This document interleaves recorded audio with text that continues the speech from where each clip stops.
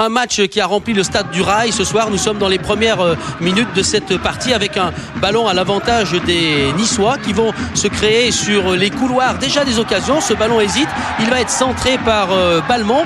Et à l'arrivée, regardez, tête de Baki Koné, il y va, Jeannot. Et non, finalement, Jérémy Jeannot, après 7 minutes de jeu, se fait surprendre par ce ballon. Il va s'excuser tout de suite. Et vous allez voir ce geste. Il va montrer, non pas la ligne, il est bien placé, mais il dérape au moment où il prend les premiers jugements. La tête de Baki Koné, le ballon s'en va. Et là, vous avez vu avec ce pied gauche, Jérémy qui a perdu ses appuis et qui ensuite, il nous le dira plus tard, je pensais dégager déjà ce ballon.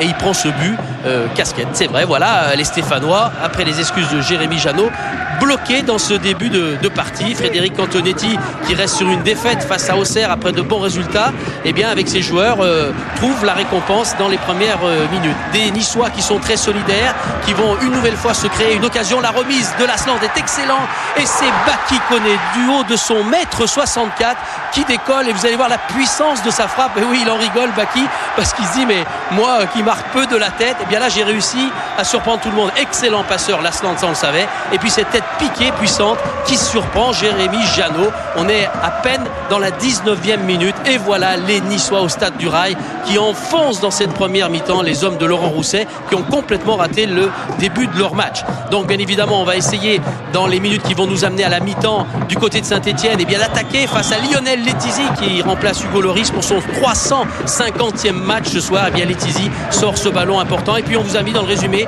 3 plans là au ralenti de Lionel Letizy. C'est le résumé du dernier quart d'heure avant la pause. 2-0.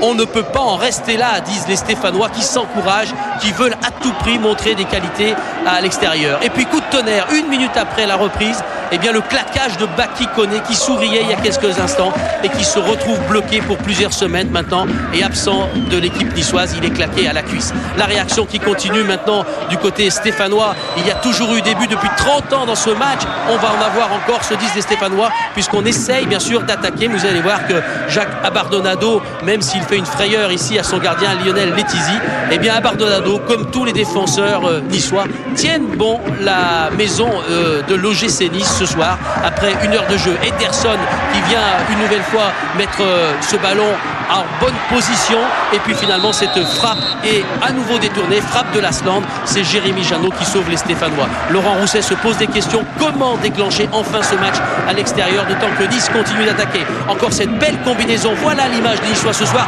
et la frappe d'Elbuik, déjà buteur au stade Vélodrome il y a quelques semaines à Marseille. Et bien l'ancien Stéphanois vient donner ce ballon de 3-0 aux hommes de Frédéric Antonetti.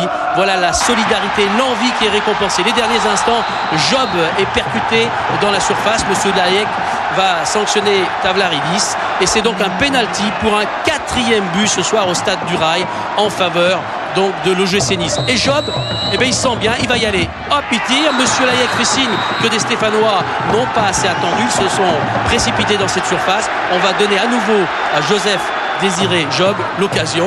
Il tire avec le même élan et exactement au même endroit. Voilà Jérémy Jeannot qui avait une très mauvaise soirée au début, qui a au moins cette consolation. Mais bien évidemment, Job va maintenant essayer de tromper. Vous avez vu ce ralenti, et bien là il a choisi exactement le même axe et le même scénario. Job finalement s'en tire bien avec un petit savon de ses coéquipiers, car le match va se terminer par ce score de 3-0, la très belle victoire ce soir des Niçois, avec ces points si importants pour quitter le ventre mou du classement.